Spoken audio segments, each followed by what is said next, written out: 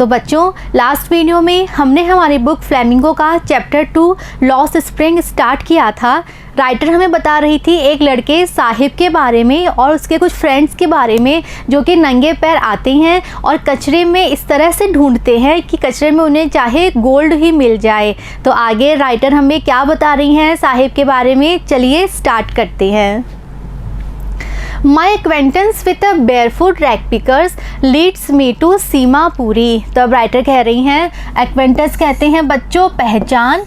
तो जैसे जैसे उनकी पहचान उन नंगे पैर घूमने वाले रैग पिकर्स से होती है, रैग पिकर्स कचरा उठाने वाले बच्चों से होती है। अब वो साहिब को जानती हैं, साहिब के सारे फ्रेंड्स को जानती हैं। तो ये जो उनकी पहचान बढ़ती जा रही है बच्चों से, लीड्स मी टू सीमापुरी। इसके चलते वो कहाँ चली जाती हैं, सीमापुरी में चली जाती हैं। अब सीमापुरी क्या है, a place on the periphery of Delhi yet miles away from it metaphorically. तो अब सीमापुरी क्या है, तो राइटर कह रही है कि सीमापुरी वो जगह है on the periphery of Delhi, जो कि दिल्ली के पेरिफेरी में है।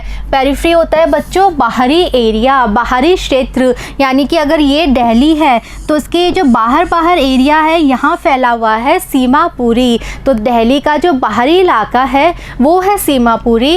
Yet miles away from it, तो वो है तो दिल्ली के बिल्कुल पास, दिल्ली के बिल्कुल बाहर, लेकिन एक्चुअल में वो ऐसा लगता है कि वो माइल्स अवे, मीलों दूर है। तो बच्चों अगर कोई एरिया दिल्ली के बिल्कुल पास में है तो वो उससे मीलों दूर कैसे हो सकता है। तो ये चीज़ राइटर ने कैसे बोली है, मेटाफोरिकली बोली है। बच्चों मेटाफर एक फिगर ऑफ स्पीच होता है जो कि जनरली हम पोइट्री में पढ़ते हैं। जब भी आप लोग पोइम्स पढ़ते हैं उसमें कई जगह यूज होता है मेटाफर। तो मेटाफर का मतलब होता है बच्चों किसी चीज़ को एक्सप्लेन करने के लिए ऐसे एडजेक्टिव्स यूज़ करना जो कि डायरेक्टली नहीं बल्कि इनडायरेक्टली उससे जुड़े हुए हैं। यानी राइटर हमें ये कहना चाह रही हैं कि ये सीमापुरी है और ये दिल्ली है। तो दिल्ली के चारों तरफ सीमापुरी बाहरी एरिया में फैला हुआ है, लेकिन ऐसा लगता है कि वो उससे मीलों दूर है। और मीलों दूर कहने का मतलब क्या है, यहाँ पे माइल्स अवे का मतलब है कि एक तरफ तो दिल्ली है जहाँ इतनी ऊंची ऊंची बिल्डिंग्स हैं, गाड़ियाँ हैं, लोगों के इतने बड़े बड़े घर हैं और लोग बाग कितने आराम से इतनी अच्छी लाइफ जीते हैं। लेकिन दूसरी तरफ सीमापुरी जो कि बिल्कुल दिल्ली का ही पार्ट है, लेकिन वहाँ पे लोगों का जो जीवन है वो कितना कठिन है, लोग कितने गरीब हैं और कैसे घरों में वो लोग रह रहे हैं, उनके पास बेसिक फैसिलिटी ही नहीं है। तो ऐसा लगता है जैसे सीमापुरी दिल्ली से मीलों दूर है। तो यहाँ पर मीलों दूर का मतलब ज्योग्राफिकली नहीं है, ज्योग्राफिकली तो सीमापुरी दिल्ली के बिल्कुल बाहरी एरिया में है, लेकिन जो दोनों तरह के लोगों का जो लिविंग स्टैंडर्ड है, जो लाइफ स्टाइल है वो इतनी अलग है कि ऐसे लगता है कि सीमापुरी दिल्ली से मीलों दूर हो। Those who live here are squatters। तब राइटर कह रही हैं कि सीमापुरी में जो जो लोग रहते हैं वो क्या हैं, स्क्वेटर्स कहते हैं बच्चों जो कि इलीगली वहाँ पर रहते हैं, जिन्हें कि वहाँ रहने का राइट या अधिकार नहीं है और वो अवैध रूप से वहाँ पर रह रहे हैं। तो वहाँ पे ऐसे लोग रहते हैं who came from बांग्लादेश, और वहाँ पे रहने वाले ज़्यादातर जो फैमिलीज़ हैं, परिवार हैं, वो बांग्लादेश से आए हैं। कब आए थे, 1971 में। तो वो बांग्लादेश के नागरिक हैं, तो उन्हें यहाँ रहने का अधिकार तो नहीं है, लेकिन अवैध रूप से वो यहाँ पर रह रहे हैं। साहिब्स फैमिलीज अमंग दैम, तो ऐसे बहुत सारी फैमिलीज़ हैं यहाँ पर और साहिब की फैमिली भी उन्हीं में से एक है।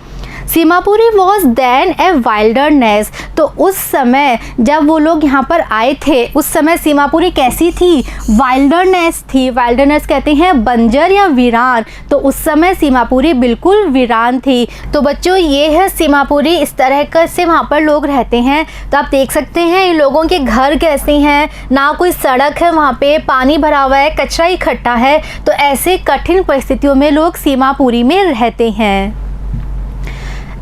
इट स्टिल इज़, तो राइटर कह रही हैं कि सीमापुरी उस समय तो वीरान था जब वो लोग वहाँ पर आए, आज भी सीमापुरी वीरान ही है। But it is no longer empty, लेकिन अब सीमापुरी एम्प्टी यानी खाली नहीं है, अब सीमापुरी भर चुका है। बांग्लादेश से आए हुए लोग, बांग्लादेश से आई हुई फैमिलीज अब वहाँ पे रह रही हैं। इन स्ट्रक्चर्स ऑफ मड, और कैसे रह रही हैं, उनके घरों का जो स्ट्रक्चर है, जो कि ढांचा है, वो तो कैसे बना हुआ है, मड यानी मिट्टी से बना हुआ है।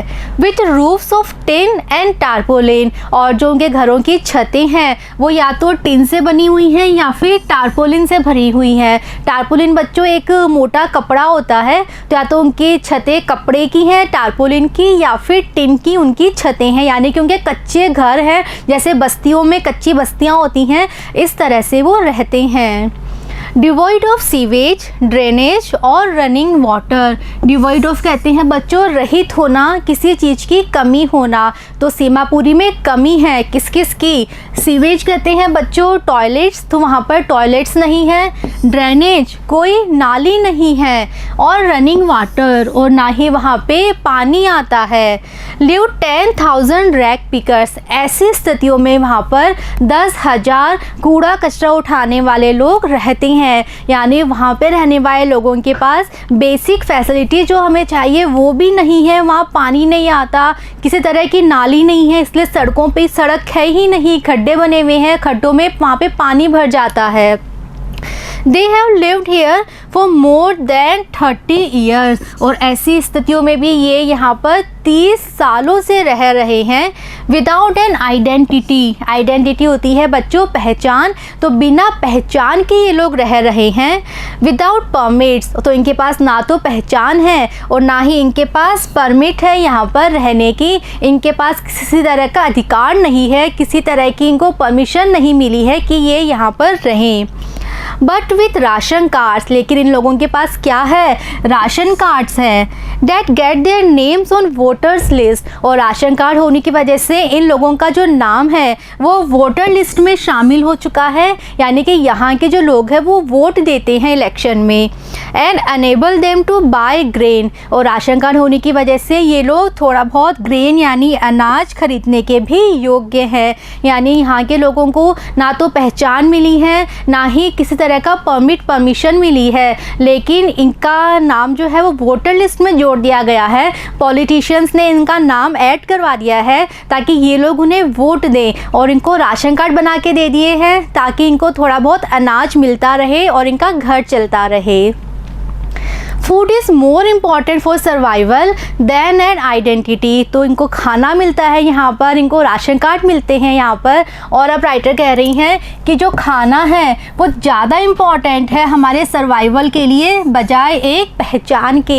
यानी यहाँ पर इनको किसी तरह की पहचान नहीं मिली है, लेकिन राशन कार्ड की वजह से खाना मिलता है। और राइटर का कहना है कि अगर हमें अपना सर्वाइवल करना है, हमें अपना जीवन बनाए रखना है, बचाए रखना है, तो पहचान से ज़्यादा हमें क्या चाहिए, खाना चाहिए। यानी खाना हमारे लिए इतना इम्पॉर्टेंट है कि चाहे इन लोगों को पहचान नहीं मिल रही यहाँ पे, लेकिन सिर्फ खाना इन्हें मिल रहा है, इस वजह से बिना पहचान के भी ये लोग यहाँ पर रह रहे हैं। If at the end of the day we can feed our families and go to bed without an aching stomach, we would rather live here than in the fields that gave us no grain। तो अब writer कह रही हैं कि उनकी किसी से बात हो रही है, और जिससे उनकी बात हो रही है वो कुछ लेडीज़ हैं, और वो लेडीज़ क्या कहती हैं, if at the end of the day, तो वो लेडीज़ कह रही हैं कि अगर दिन के एंड में यानी रात के समय we can feed our families, अगर हम अपनी फैमिलीज़ को खाना दे पा रहे हैं, हमारे बच्चों को हम भरपेट खाना दे पा रहे हैं, एंड गो टू बेड, और हम सोने जा रहे हैं, विदाउट एन एकिंग स्टमक, एक बिना दर्द के पेट। तो पेट में दर्द क्यों हो रहा है, भूख की वजह से। यानी वो कह रही हैं लेडीज़ कि अगर हमें खाना मिल रहा है, हमारे बच्चों को खाना मिल रहा है, और हम बिना भूखे बेड पे जा रहे हैं, यानी कि अपना हम खाना खा के अपने बेड पे सोने के लिए जा रहे हैं, we would rather live here than in the fields, तो हम यहीं रहने में ज़्यादा खुश हैं बजाय किसके, उन खेतों के, that gave us know grain, जो खेत हमें किसी तरह की फसल नहीं देते, किसी तरह का अनाज नहीं देते। यानी कि वहाँ की जो फीमेल्स हैं, जो लेडीज़ हैं वहाँ की, वे भी वहाँ रह के खुश हैं, क्यों? क्योंकि उन्हें भोजन मिल रहा है, उन्हें खाना मिल रहा है और वो रात को खाना खा के सो रहे हैं, भूखे पेट नहीं सो रहे और भूख की वजह से उनके पेट में दर्द भी नहीं हो रहा, वो खाना खा के उनके बच्चे भी सो रहे हैं और इस बात से ही वो खुश हैं और इसलिए वो यहाँ रहने को तैयार हैं, बजाय उन खेतों के जिन खेत ने उन्हें कभी भी अब फसल नहीं दी, कभी भी अनाज नहीं दिया। सी ग्रुप ऑफ वुमेन, तो ये बात किसने कही थी? वुमेन के ग्रुप ने, कुछ महिलाओं ने कही थी। इन टैटर्ड साड़ीज़, और उन लेडीज़ ने साड़ी पहनी हुई थी लेकिन उनकी साड़ी टैटर्ड यानी फटी हुई थी, पुरानी साड़ियाँ उन्होंने पहनी हुई थी। व्हेन आई आस्क देम, और इन लेडीज़ ने ये बात कब बोली? जब हमारी राइटर ने उनसे पूछा why they left the beautiful land of green fields and river, यानी कि जब राइटर सीमापुरी गई और वहाँ पे उन्होंने कुछ लेडीज़ से पूछा कि तुमने अपना घर, इनका घर कहाँ था? हमने पढ़ा था पहले कि ये सब ढाका बांग्लादेश से आए थे। तो जब राइटर ने पूछा कि तुमने अपना घर जो कि कहाँ था, हरे भरे खेतों में और नदियों के बीच में था, तुमने अपना वो घर क्यों छोड़ दिया? तुम यहाँ पे ऐसी हालात में क्यों रह रही हो? तो उन लेडीज़ ने कहा कि हम यहाँ पर रहकर ज़्यादा खुश हैं। अगर हम रात को भूखे पेट नहीं सो रहे, हमारे पेट में दर्द भी नहीं हो रहा और हमारे बच्चे भी खाना खा के सो रहे हैं, तो हम यहाँ पे रह के ज़्यादा खुश हैं, बजाय उन खेतों में रहने से जिन खेतों ने हमें कभी अनाज नहीं दिया, हमें कभी खाना नहीं दिया। Wherever they find food, तो ऐसे लोग जो बांग्लादेश से आए थे तो उन्हें जहाँ कहीं भी, वेयर एवर, जहाँ कहीं भी उन्हें भोजन मिलता था, दे पिच देयर टेंट्स, वहीं वे लोग क्या करते हैं? अपना टेंट लगा लेते हैं। यानी लोगों का कोई परमानेंट घर नहीं होता, पक्का घर नहीं होता, और जहाँ कहीं भी इनको लगता है कि हाँ यहाँ हम रहेंगे, हमें भोजन मिलता रहेगा, तो वहीं पे ये लोग अपने टेंट लगा लेते हैं। डैट बिकम ट्रांजिट होम्स, और वो टेंट ही उनके, ट्रांजिट कहते हैं बच्चों अस्थाई, वे टेंट ही उनके अस्थाई घर बन जाते हैं। तो ऐसे घरों में ही ये लोग रहते हैं। Children grow up in them, और ऐसे घरों में, ऐसे माहौल में ही बच्चे बड़े हो जाते हैं। बिकमिंग पार्टनर्स इन सर्वाइवर, और बच्चे बड़े होके अपने पेरेंट्स के साथ पार्टनर बन जाते हैं अपनी आजीविका कमाने में, जीवित रहने में। यानी कि बच्चे भी बचपन से देखते हैं कि कैसे हालात में उन्हें रहना है, अगर उन्हें जीवित रहना है तो कैसे कैसे उन्हें काम करना है, कैसे उन्हें भोजन प्राप्त करना है, और बड़े होने पे वे भी अपने पेरेंट्स के साथ साथ वही काम करना सीख जाती हैं, उसी तरह से कठिन परिस्थितियों में रहना सीख जाती हैं। And survival in Seemapuri means rag picking, और अगर आपको सीमापुरी में रहना है तो वहाँ पे सर्वाइव करने का, वहाँ जीवित रहने का तरीका सिर्फ एक है। वो क्या है? आपको क्या करना पड़ेगा? रैग पिकिंग, कचरा उठाने का ही काम करना पड़ेगा। Through the years, it has acquired the proportions of a fine art, तो राइटर कह रही हैं कि ये लोग इतने सालों से कचरा उठा रहे हैं, जो यहाँ के बड़े हैं वो भी जब बच्चे थे तब से कचरा उठा रहे हैं, और कचरा उठाते उठाते ही इतने परफेक्ट हो चुके हैं कचरा छानने में, कचरा चुगने में, कि अब तो इनके लिए ये फाइन आर्ट बन चुका है। यानी कि जैसे ये भी कोई कला हो, इस तरह से परफेक्ट हो चुके हैं इस काम में। Garbage to them is gold, और कचरा इनके लिए कैसे है? सोने की तरह है। जिस तरह से हमारे लिए सोना कितना अनमोल होता है, कीमती होता है, वैसे ही रैग पिकर्स की लाइफ में सबसे इम्पॉर्टेंट क्या है? कचरा, क्योंकि कचरे से ही वो अपनी आजीविका चलाते हैं, उसी से उनका घर चलता है। तो कचरा उनके लिए सोने जितना अनमोल है। It is their daily bread, और ये जो कचरा है, गार्बेज, यही इनके लिए रोज़ का ब्रेड यानी भोजन, यही इनको रोज़ का भोजन, रोज़ का खाना देता है। और रूफ ओवर देयर हेड्स, और यही कचरा उनके सर पे एक छत देता है, यानी उन्हें एक घर देता है रहने के लिए। Even if it is a leaking roof, तो चाहे वो छत लीकिंग ही क्यों नहीं है, यानी कि चाहे वो छत में से पानी ही क्यों नहीं आता, लेकिन कम से कम एक छत तो है। यानी कि पक्का घर तो नहीं देती, लेकिन एक कच्चा घर भी, टूटा फूटा घर भी इनको अगर मिलता है तो कहाँ से मिलता है? उसी कचरे से, गार्बेज डंप से मिलता है। But for a child it is even more, लेकिन बच्चों के लिए तो ये गार्बेज डंप्स क्या है? इससे भी ज़्यादा हैं। I sometimes find a rupee even at 10 rupee note, Sahib says, his eyes lighting up। तो बच्चे जो होते हैं वो कचरे के ढेर में ज़्यादा खुश होते हैं। क्यों? क्योंकि उन्हें कचरे में हर बार अलग अलग तरह की सामान मिलता है, अलग अलग तरह की चीज़ें जो कि उन्होंने कभी देखी नहीं होती, वो बिल्कुल नया नया सामान उन्हें मिलता है। तो साहिब ने एक दिन राइटर से कहा कि मुझे कचरे में क्या मिल जाता है, कभी 1 रुपये मिल जाता है और कभी कभी तो 10 रुपये का नोट भी कचरे में मिल जाता है। तो जब साहिब ने बात कही तो उसकी जो आइज़ थी वो चमक गई, उसकी आंखों में चमक आ गई। यानी एक 10 रुपये का नोट मिलना या 1 रुपये का कॉइन मिलना, ये साहिब को इतना खुश कर देने वाला था। When you can find a silver coin in a heap of garbage, you don't stop scrounging, for there is hope of finding more। तो राइटर कह रही हैं कि अगर इन बच्चों को एक सिल्वर कॉइन, एक सिक्का मिल जाता है, कहाँ पर? कचरे के हीप यानी ढेर में। तो अगर कचरे के ढेर में एक कॉइन मिल जाता है, बच्चों को एक सिक्का मिल जाता है, यू डोंट स्टॉप स्क्राउचिंग, तो बच्चे जो हैं वो और ज़्यादा तलाश करना छोड़ नहीं सकते। फोर, क्यों? क्योंकि there is hope of finding more, क्योंकि बच्चों को उम्मीद रहती है कि हमें अब और भी कुछ मिलेगा। यानी अगर बच्चों को कोई कॉइन मिल जाता है तो बच्चे इतने खुश हो जाते हैं कि वो और ढूंढते हैं कि अब पता नहीं क्या मिल जाए, अब और हमें इसमें नई चीज़ क्या मिल जाए। It seems that for children, garbage has a meaning different from what it means to their parents। तो राइटर कह रही हैं कि जो कूड़ा कचरा है, जो कचरे का ढेर है, उसका बच्चों के लिए तो अलग मतलब है और उनके पेरेंट्स के लिए अलग मतलब है। फॉर द चिल्ड्रन, और ऐसा क्यों है? क्योंकि फॉर द चिल्ड्रन, बच्चों के लिए तो it is wrapped in wonders, बच्चों के लिए तो कचरा क्या है? आश्चर्य से भरा हुआ है। और आश्चर्य से भरा हुआ क्यों है? क्योंकि वो तो नया नया सामान देख के ही कचरे में खुश हो जाते हैं। तो बच्चों के लिए तो ये ऐसा है कि पता नहीं आज क्या हमें इस कचरे के ढेर में मिल जाए। फॉर द एल्डर्स, लेकिन जो उनके बड़े हैं, it is a means of survival, उनके तो जीवित रहने का साधन ही ये कचरा है। तो बड़ों के लिए तो गार्बेज डम्प्स क्या है? उनकी आजीविका का साधन है। लेकिन बच्चे जो हैं ये काम बहुत खुशी खुशी करते हैं, क्योंकि उन्हें हमेशा कोई ना कोई नई ऐसी चीज़ मिल जाती है जिसको देख के वो खुश हो जाते हैं। तो बच्चे जो हैं वो खुशी के लिए काम करते हैं और बड़े अपनी आजीविका चलाने के लिए, अपना घर चलाने के लिए ये काम करते हैं। वन विंटर मॉर्निंग, अब राइटर कह रही हैं कि एक सर्दियों की सुबह थी।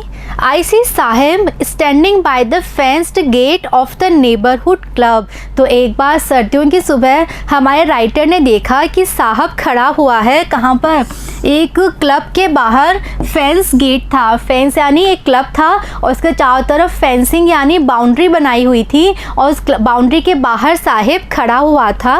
वॉचिंग टू यंग मैन, और वो बाहर खड़ा खड़ा देख रहा था कि अंदर 2 लोग हैं ड्रेस्ड इन वाइट, उन दोनों ने वाइट कलर के कपड़े पहने हुए हैं। प्लेइंग टेनिस, और वो दोनों क्या कर रहे हैं? टेनिस खेल रहे हैं। यानी एक क्लब है, क्लब के अंदर 2 व्यक्ति वाइट ड्रेस में टेनिस खेल रहे हैं और साहिब गेट के बाहर से उन्हें देख रहा है। I like the game he hums, तो साहिब ने धीरे से बोला कि मुझे ये खेल पसंद है, मुझे टेनिस का खेल पसंद है। Content to watch it standing behind the fence, और उसने कहा कि मैं कंटेंट यानी संतुष्ट हूँ ये गेम देखकर ही, चाहे कि मुझे गेम बिहाइंड यानी बाहर से ही क्यों ना देखना पड़े। वो कह रहा है कि मुझे ये गेम देखना इतना पसंद है कि चाहे मुझे बाहर से ही क्यों ना देखना पड़े, पर ये गेम देखकर मैं खुश हूँ। I go inside when no one is around, he admits, और फिर वो एडमिट करता है, वो अपनी बात स्वीकार करते हुए कहता है कि जब कोई भी अराउंड यानी आसपास नहीं होता तो मैं अंदर भी चला जाता हूँ, क्लब के अंदर चला जाता हूँ। The gatekeeper lets me use the swing, वो कह रहा है कि जो गेट कीपर है वो मुझे अंदर जाने देता है और अंदर जाके जो स्विंग है, जो झूला है, उसे भी वो यूज़ करने देता है। Sahib two is wearing tennis shoes, तो उस दिन राइटर ने देखा कि साहिब ने भी टेनिस शूज़ पहने हैं पैरों में। डैट लुक स्ट्रेंज, लेकिन उसके वो शूज़ स्ट्रेंज लग रहे हैं, अजीब लग रहे हैं। Over his discolour shirt and shorts, क्यों लग रहे हैं? क्योंकि उसने जो ऊपर कपड़े पहने हैं, जो शर्ट पहनी है और जो शॉर्ट्स पहने हैं, वे तो कैसे हो गए? डिसकलर्ड, यानी उनका कलर फेड हो गया, उनका रंग ख़राब हो गया। और नीचे उसने टेनिस शूज़ पहने हैं, तो ये बहुत अजीब लग रहे थे। Someone gave them to me, he says in the manner of an explanation। तो जब राइटर उसके शूज़ देख रही है ध्यान से, तो साहिब को लगता है कि ये सोच रही होंगे कि मेरे पास ये शू कैसे आए। तो वो एक्सप्लेनेशन यानी व्याख्या करते हुए, अपनी बात समझाते हुए कहता है, Someone gave them to me, ये शूज़ मुझे किसी ने दिए हैं।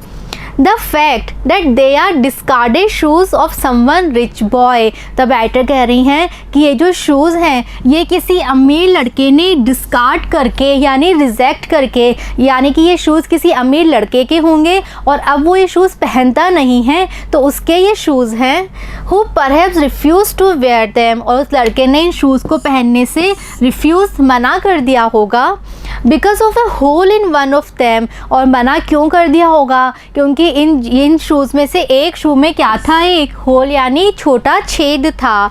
डज नॉट बॉदर हिम, लेकिन ये बात भी साहिब को बॉदर नहीं करती, परेशान नहीं करती। यानी साहिब को कोई फ़र्क नहीं पड़ रहा था कि ये शूज़ किसी अमीर लड़के के हैं जिसने छेद की वजह से शूज़ पहनने से मना कर दिया होगा और उससे ये शूज़ मिल गए, लेकिन वो छेद वाले शूज़ पहन के भी साहिब खुश था। For one who has walked barefoot, तो राइटर कह रही हैं कि किसी एक ऐसे व्यक्ति के लिए जो कि नंगे पैर चला है इतने समय, even shoes with a hole is a dream come true, उसके लिए तो ऐसे शूज़ भी जिसमें चाहे छेद हो, ऐसे शूज़ मिलना भी किस तरह है जैसे कि उसका ड्रीम कम ट्रू, सपना सच हो गया। तो साहिब जैसे बच्चों के लिए तो चाहे छेद वाले पुराने फटे हुए शूज़ हैं, लेकिन ऐसे शूज़ पहनना भी सपना सच होने जैसा है। But the game he is watching so intently is out of his reach, लेकिन जो गेम ये देख रहा है, कौन सा गेम? टेनिस का गेम। ये गेम जो ये देख रहा है इतने इंटेंटली यानी दृढ़ निश्चय के साथ जो ये गेम देख रहा है, ये इसके सपने की पहुंच से बाहर है। यानी इसको शू तो मिल गए, लेकिन अगर इसके मन में सपना है कि वो भी टेनिस खेलेगा अंदर जाके एक दिन, तो ये इसकी पहुंच के बाहर की बात है। This morning Sahib is on his way to the milk booth. तो अब राइटर एक और दिन की बात बता रही हैं। उस दिन उन्होंने साहिब को देखा कि वो मिल्क बूथ, दूध की दुकान पर जा रहा था। In his hand is a steel canister, और उसके हाथ में एक स्टील की केटली थी, कैनिस्टर था। I now work in a tea stall down the road, he says। और जब राइटर ने साहिब को देखा तो साहिब बोलता है कि मैं अब एक टी स्टॉल पे काम करता हूँ, चाय की दुकान पे काम करता हूँ। जैसे बच्चों देखा होगा ना आपने, इस तरह के लड़के ये हाथ में कैनिस्टर लेके चाय सर्व करते हैं, तो साहिब के हाथ में भी ऐसा ही कैनिस्टर था और उसने कहा कि अब मैं एक चाय की दुकान पे काम करता हूँ। पॉइंटिंग इन द डिस्टेंस, उसने दूर अपने फिंगर से इशारा करते हुए कहा कि अब मैं चाय की दुकान पे काम करता हूँ। आई एम पेड 800 रुपीज़, और मुझे 800 रुपये मिलते हैं।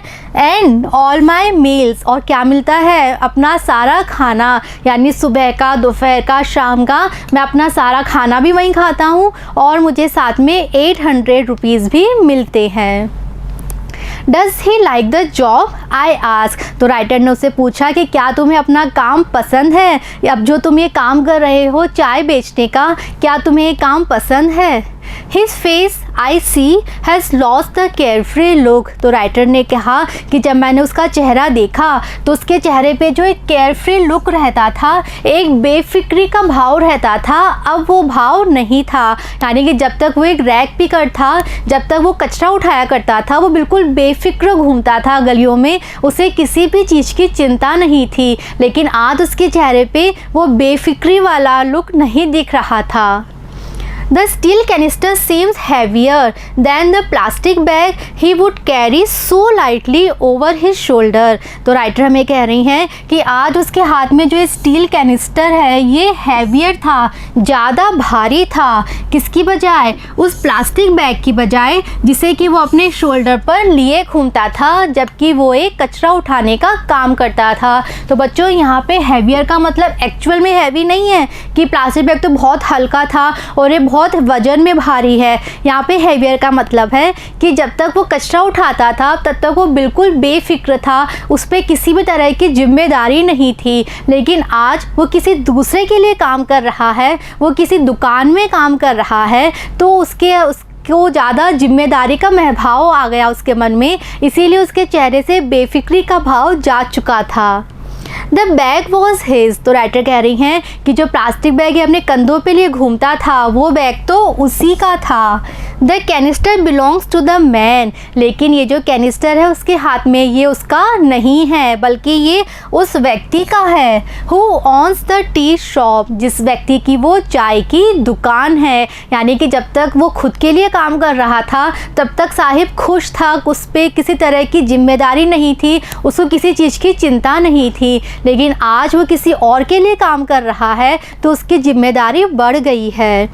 Sahib is no longer his own master. तो अब साहिब अपना स्वयं का मालिक नहीं है, बल्कि वो किसी और के लिए काम करता है। आज वो किसी दूसरे पर निर्भर है, आज उसका मालिक कोई और है। तो बच्चों ये था हमारी स्टोरी का फर्स्ट पार्ट, जिसमें राइटर ने हमें साहिब के बारे में बताया है। हमने पढ़ा साहिब किस तरह की परिस्थितियों में रहता है, उसका परिवार किस तरह अपना जीवन बिताता है, और साहिब छोटी सी एज में ही क्या क्या चीज़ें वो अपनी लाइफ में देख रहा है, और इन्हीं सब चीज़ों के बीच में उसका बचपन कहीं खो गया है। जो एक नॉर्मल बचपन हम देखते हैं वो उससे नहीं मिला, वो स्कूल नहीं जा पाया, वो कम एज में ही अपने परिवार के साथ अपना परिवार संभाल रहा है, चला रहा है, काम कर रहा है।